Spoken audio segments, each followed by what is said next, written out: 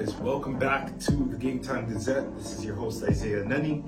Glad to have you guys all back on another day. It was a fun day of sports yesterday. I always say that. I always say it's a fun day of sports. I know some of you are wondering, are like, is it a fun day of sports every day for real?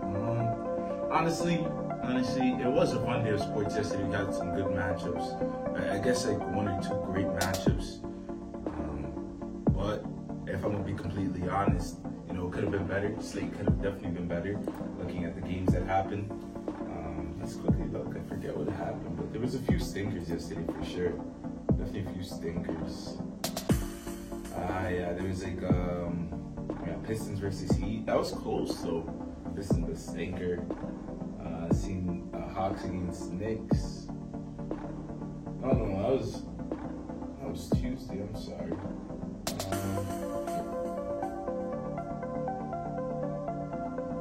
Yes, Grizzlies versus 76ers. I mean, for all you 76ers and Grizzlies fans out there, yeah, that was. Both of your teams right now are not playing really well. Actually, it's a perfect place to start right there. Right there, you see. Just the collaboration. You just turn on the NBA, see what's happening in the association. Don't need to be able to know everything. Just gotta know what's happening in the association, and then you get an idea where to go from. And we just got an idea where to go from. So we're gonna start with the Philadelphia Sixers and the Grizzlies game. I choose this game not because of the winner, not because somebody scored. Jaren Jackson Jr. had a great game, 37 minutes, 30 points, 11 rebounds. That's a great stat line there for him. Who else had a good game in this matchup? Kelly Oubre Jr. Forget his nickname. I forget Kelly's nickname. Something about surfing. Something about surfing or something like that. I forget it though. It's interesting though, right? It's interesting. I'll just get this down a little bit more. I feel like you guys can't see my face properly. Maybe you can. I need to turn my camera a little bit. Can't see it. It's okay. But yeah, I don't choose this game because of any like particular stats, the winner or loser. I choose this game because I want you guys to see something. Let's go most improved player NBA 2024. Ooh, this one is the one that I seen a graphic of this and it surprised me. It surprised me because even though most improved player, it's not an award that obviously it's not the MVP, not the defensive player of the year, not the rookie of the year, but it's just still an important award, especially if you're a basketball savant. You're looking at Pascal won this award one time, Paul George won this award one time. Future superstars win these awards, right? I feel like Sabonis won this award one time. I forget. Okay, this is the list right here. This is the list. Yeah, Lauri Markkanen won. John Morant, Julius Randle. I'm confused why they say 2013 there. That kind of threw me off. That's why it took me a little bit. It took me a minute to say, the Lauri Markkanen one. But yeah, Lauri Markkanen won last year. John Morant, Julius Randle, Brandon Ingram, Pascal Siakam, Victor Oladipo, Giannis. That's the guy I forgot. Giannis won the most improved player as well. 2017, just before he won those, MVPs and finally being able to make it to finals, all of that, and CJ McCollum, Jimmy Butler, Goran Dragic. Those were the last 10. All great players, right? So this is an award that really introduces not only the NBA, but the fans. Well, obviously the NBA knows, this player is most improved. But the fans, for sure, especially the casual fans out there, that this guy's next, that this guy's, from last year where you would be averaging 9 or 8 or something, have that boost. And this guy's next to be a star level player, also, or just, a great rotational fit that he'll have an impact on your team and, for a lot of years to come. All these guys on this list, even if you look at the two guys, let's say Goran Dragic and Victor Oladipo, the two guys that had the most, I'm going to say misfortune, but just they weren't able to do what they set out with their teams, right? Victor Oladipo, obviously, because of injuries and other things as such, and Goran Dragic, same thing. And then age, obviously, getting to the best of him as well. And then, just play style as well. you know, can't really shoot the ball, this and that. But, you know, those two guys still very great rotational pieces when they were still serviceable. Obviously, Goran Dragic is retired, but, you know, when they were in the league, great rotational pieces is guys you'd like to have on your team to help you contribute to winning. So I bring this up because, and I don't bring this up, and I'm not saying this because of like, okay, yeah, like Maxey isn't deserving of it right now, right? Or he isn't deserving of it when he receives it, because he's had a great boost. He's had a great season. I want to look at the stats from last season to this season, and then let's move on from there, right? 2023 season. Well, we're gonna get that. Let's see this. So he averaged. Okay, so he averaged in 33 minutes per game. He averaged 20 points, 3 assists, 3 rebounds, under a steal. Not bad, not bad, not bad. 2024. He's averaging 26 points, 6-point boost, 6 assists, and say 4 rebounds. Let's round up because we rounded up with the assists or the rebounds in the first one. So just a 6-point boost advantage, 3-point rebound advantage, or 4-point rebound. No, 3-point rebound advantage. No, 4-point rebound advantage because we're rounding up, right? 4-point assist advantage, or 2-point assist advantage. Sorry. Oh no, it's the 3-point assist advantage, and then I guess it's just the one rebound, or I guess half a decimal rebound advantage. Something like that. I don't know. But looking at it, right, it's not that it's been the biggest boost of all time, where he was averaging 9 points per game last season or something. We haven't known about Tyrese Maxey, like not being like this isn't, you know. We've known about Tyrese Maxey for a few years now, and the reason that like I would also not give him, or he's not my number one right now for most improved player. Just looking at the way the 76ers have played without Joel Embiid, looking at let's look at that. We were just on Stats Muse, right? So let's go on Stats Muse. Philly without Joel Embiid. Joel Embiid's name is the weirdest to spell, bro. Like I always get it wrong, especially because it's Embiid, and like you're trying to like sound it out in your head like Embiid, E-M-B-I-I-D. But you could put Embiid, like you can spell it so many E-M-B. I don't know. You can spell it out a lot of ways, and yeah, it always messes me up. But Philadelphia without Embiid 2024. Record, you want the record out there? I don't want to read it. Go through every single game. Okay, what the? Without. I need one without him. What's going on? Oh my goodness.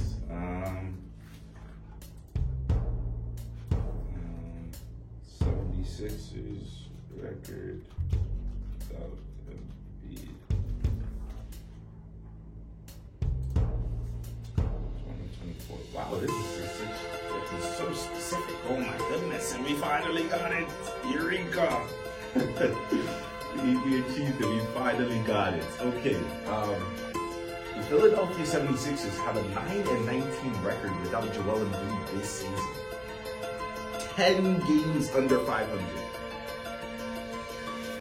Obviously, you look at the Philadelphia 76ers, it's not just Tyrese Maxey's fault, but you look at the Philadelphia 76ers, who are you going to tell me the alpha is without without Joel Embiid? You're going to tell me it's Tobias Harris?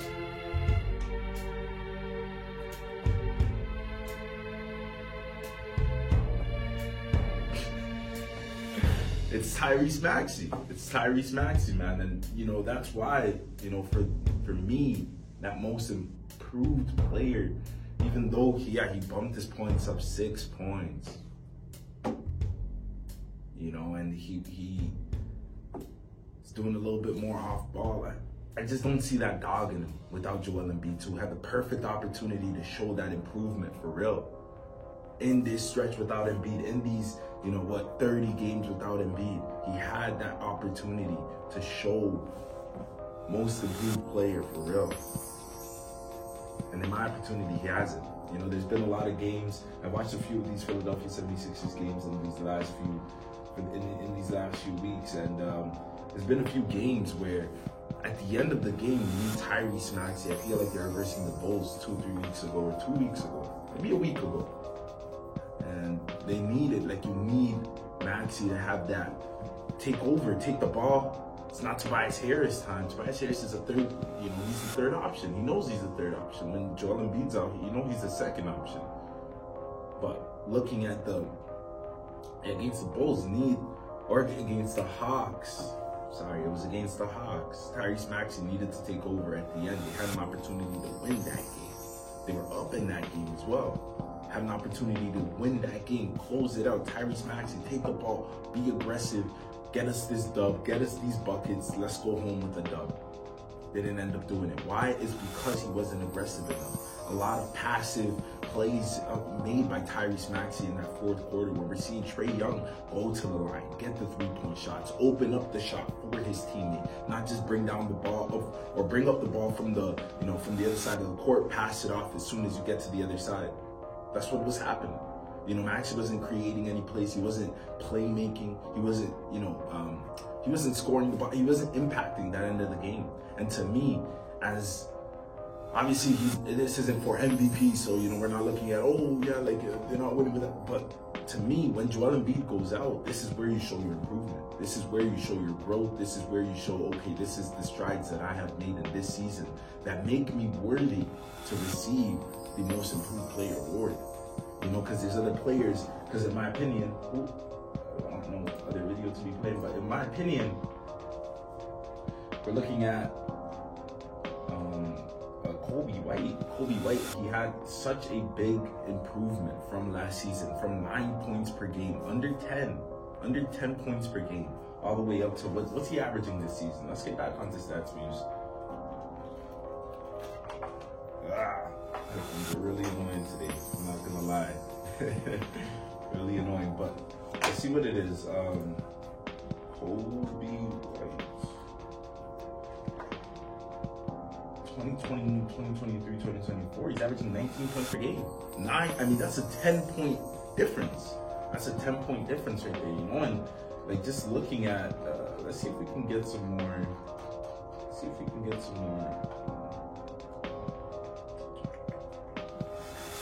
I was gonna look at his, previous years, but that is what Most Improved Player is to me. And we're looking at it. Let's look at what the exact odds are right now. January 12th, Tyrese Maxey, he was minus 239.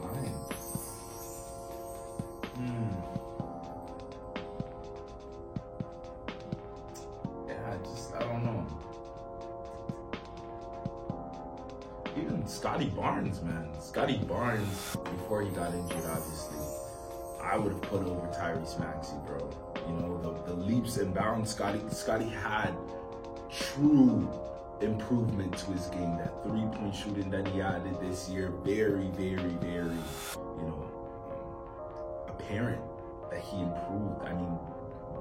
Not only the points per game, but the percentage went up as well for three-point shooting. He's just shooting much better, right? I seen it there. Kobe White, Jalen Williams, man. Jonathan Kuminga, Sengun. Let's see what Sengun's been doing in these last 2 games, man. Alperen Sengun. How we we look at Tyrese Maxey and you look at, okay, name. But let's look at what some other players are doing right now. And guys that aren't getting a lot of love because their team sucks. The Houston Rockets stink to me. All them accusations or whatever you say in the offseason, and weren't able to. They're still they're a few games below 500 right now. A few games below 500. Let's look at the standings real quick. The Rockets are in 12th place in the West, and they are 8 games below 500. So, not a bad team. on a bad team, granted, that is for sure, you know. But it's not because of Sengun. It's not because of Sengun. Sengun is averaging 21 points, 9 rebounds, 5 assists on 58% true shooting. These last 5 games, he's averaged 24, 11, and 5. In these last 2 games, though, most especially these last 2 games that I've kept in, that Wemby, that Rockets versus Spurs. If you guys follow me on Twitter at the Game Time Gazette or the GTG Podcast HQ, one of those 3. We talked about both of these games. For the San Antonio game, I was posting a lot of highlights because obviously it's Wemby drama, Wemby Rama. Wemby Rama. That's what we're gonna call this season. It's Wemby Rama. You know, it's like a circus. That guy is crazy. Like, he's an attraction that you want to come see. He's my player put into real life. He is a video game character come to life. So looking at that game, you know, I had to watch that game, and then Sengun locked him down. Wemby stopper. Wembarama stopper. You know what I mean? Like, Wemby had like 10 points, something like that. Sengun had, let's look at the points. Where's the points on this? I'm getting too close. Where's points on this?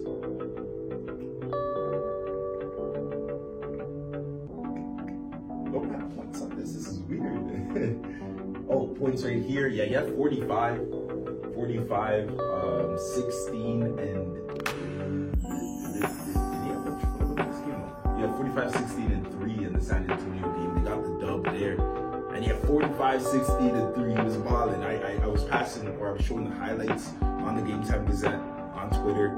Follow it. I show highlights on every sport, every day. The Champions League, NBA last night. We'll do F1 today or this weekend. Ooh, MMA, Sean O'Malley, Chino Vera. It's gonna be a good one.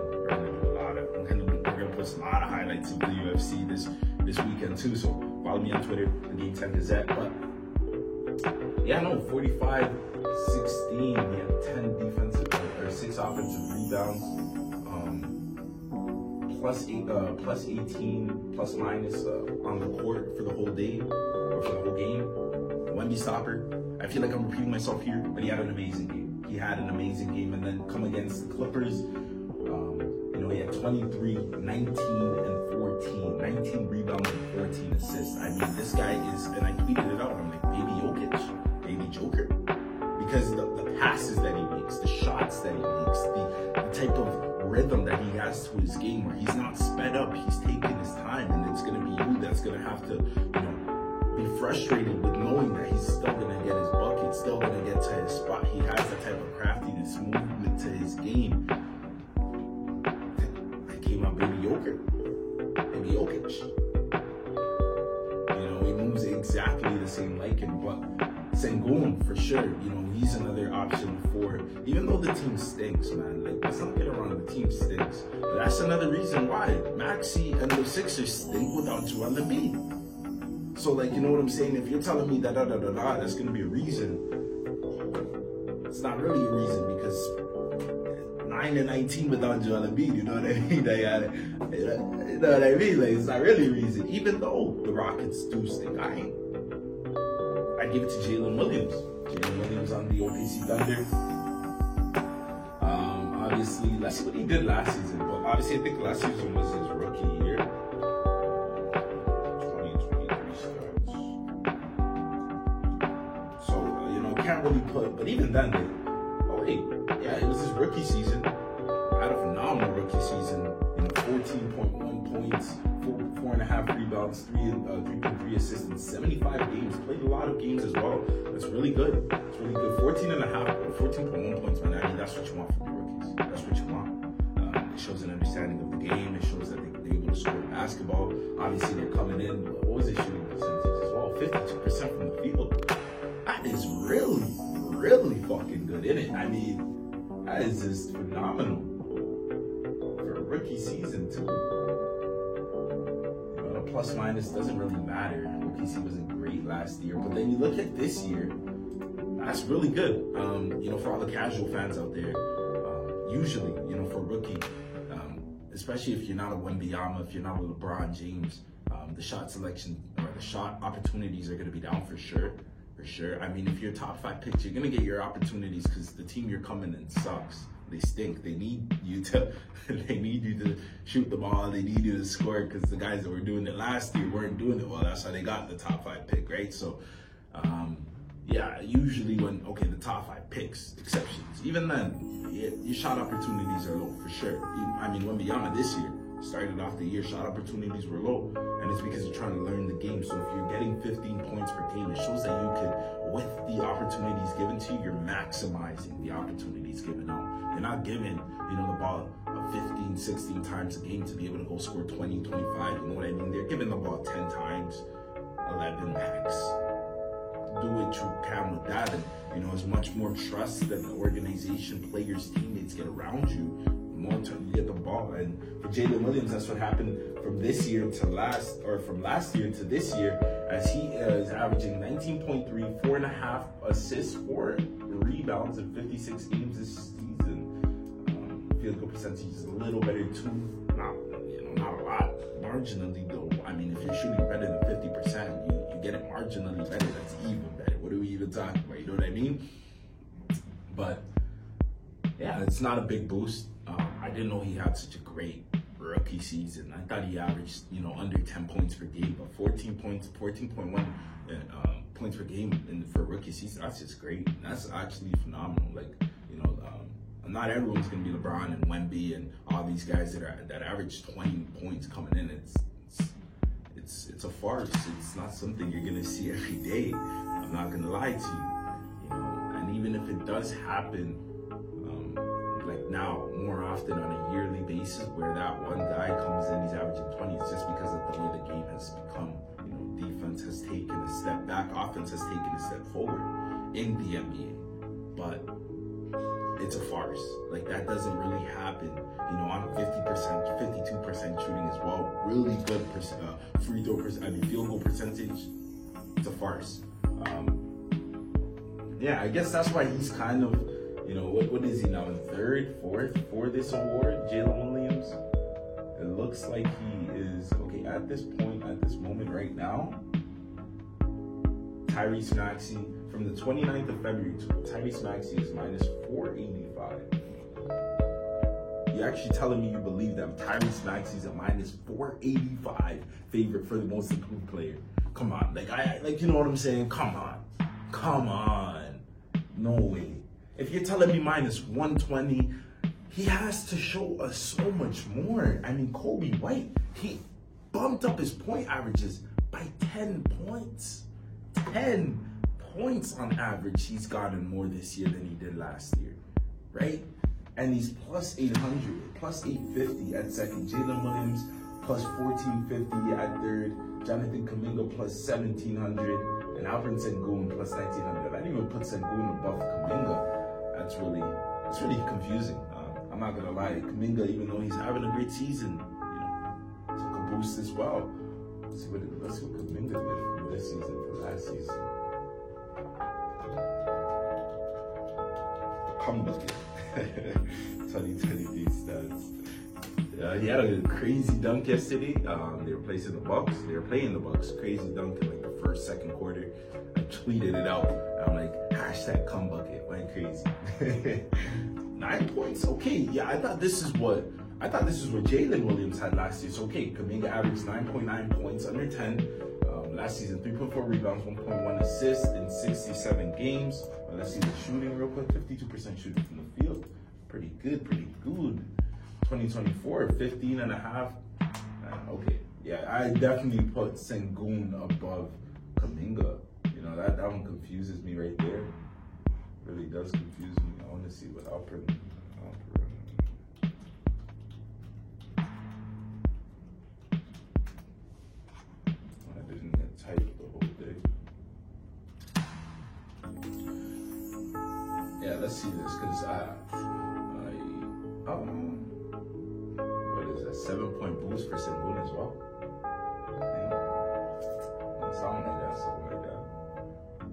But I definitely put Sengun up there, above Kuminga. Yeah, that confused me right there. Really did confuse me.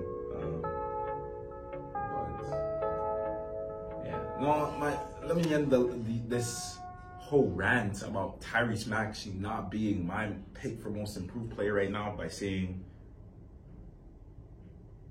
you know, I'm taking everything. This is obviously just my opinion, but like I'm taking everything that, you know, I'd bet Kobe White. I'd bet a little on Jalen Williams.